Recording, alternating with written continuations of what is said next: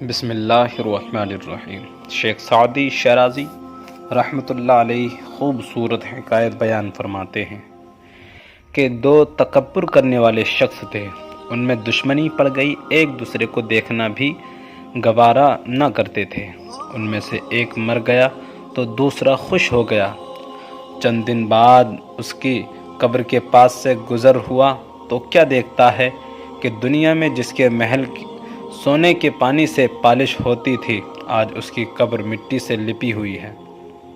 غصے کے ساتھ اس نے قبر کا ایک تختہ اکھیڑا تو دیکھا کہ جس سر پہ تاج سجتا تھا وہ گڑھے میں پڑا ہوا ہے اور اس کی خوبصورت آنکھوں میں مٹی بھری ہوئی ہے۔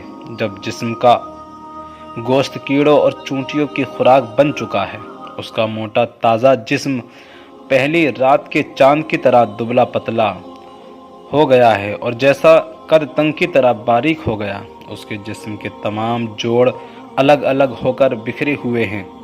جب اس نے یہ حالت دیکھی تو اس قدر رویا کہ قبر کی مٹی تر ہو گئی۔ اپنی کیے پر نادم ہوا اور لوہے قبر پہ شعر لکھنے کا حکم دیا کہ کوئی کسی کے مرنے پہ خوش نہ ہو، کیونکہ اس کے بعد اس نے بھی مرنا ہے۔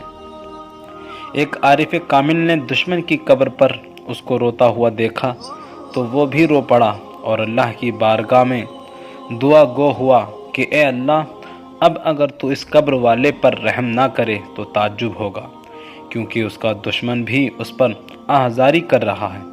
قبر میں جانے کے بعد مردے کی حالت اس قدر قابل رحم ہو جاتی ہے کہ دشمن کو بھی اس پر ترس آ جاتا ہے۔ بڑے بڑے بہادر، صاحب کمال، حسین و جمیل اور شاہ و گدا مٹی کے ذرات بن کر لوگوں کے قدموں کے نیچے پامال ہو جاتے ہیں۔ مقام عبرت ہے۔ سعدی فرماتے ہیں کہ ہمارا جسم بھی مرنے کے بعد ایسا ہی ہو جائے گا کہ جس پر دشمن کا دل بھی جل اٹھے گا۔ ہو سکتا ہے اللہ تعالیٰ جب میرے دشمن کو میرے اوپر رحم کرتا دیکھے تو مجھے معاف فرما دے۔ ان قریب سر ایسا ہو جائے گا تو کہے گا گویا اس میں آنکھیں تھی ہی نہیں۔ سعدی نے فرمایا کہ ایک دن زمین میں کدال ماری تو میرے کانوں میں کسی کے رونے کی آواز آئی جو کہہ رہا تھا، اگر تو مرد ہے تو کدال آہستہ چلا، کیونکہ اس میں لوگوں کے سر، آنکھیں اور چہرے ہیں، یعنی یہ مٹی کھوپڑیوں سے تبدیل شدہ ہے۔ دنیا ایک خواب ہے جس کی تعبیر عدم ہے، جو جوان اور بوڑھا موت کا شکار ہے۔ روئے زمین اور زیر زمین انسانوں کا ہجوم ہے۔ گویا یہ زمین دور دور یہ تصویر ہے کہ دنیا کے ماتم گدے میں حقیقی خوشی کا ملنا اتنا ہی محال ہے جتنا کہ شور زمیں سے زعفران کا اگنا۔